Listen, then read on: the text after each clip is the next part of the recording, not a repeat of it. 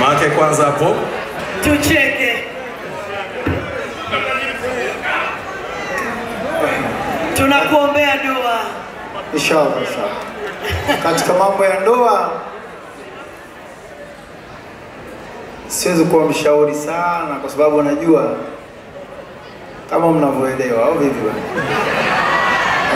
Lakini ndugu yangu, mimi nitakushauri tu kwamba binadamu yote mnapokaa kwa pamoja kwa namna moja au nyingine lazima itatokea kugharafiana. Tutokea kwa kukwazana, ni kibinadamu inatokea. Sasa unapotokea kukwazana na mwenzako, kumbuka mazuri yenu mlioanza nayo, kumbuka moyo wenu wa kupendana, kumbuka nia yenu njema. Na kama unavyojua wanawake hawa viumbe wakati mwingine zakawa na hasira wakaongea maneno ya kukwaza kweli kweli.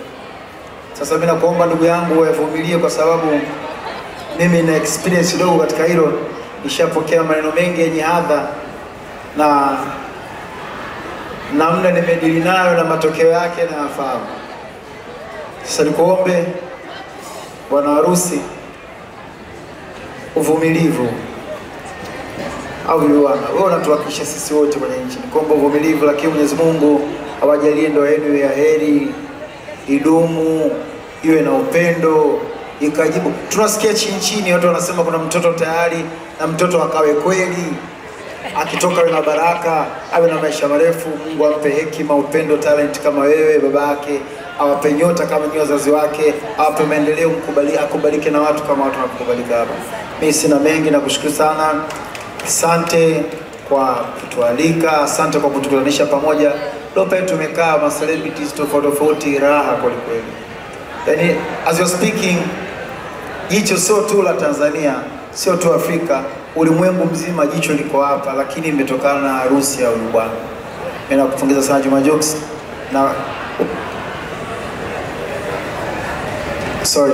na kutegemea uwe mshauri wangu mkuu sana kwenye mambo haya, ndoa, harusi na kila kitu. That's amazing. Our Priest's family, just a brief interpretation there. This is Diamond, as you all know. He's just giving Jux a few words, a few advice.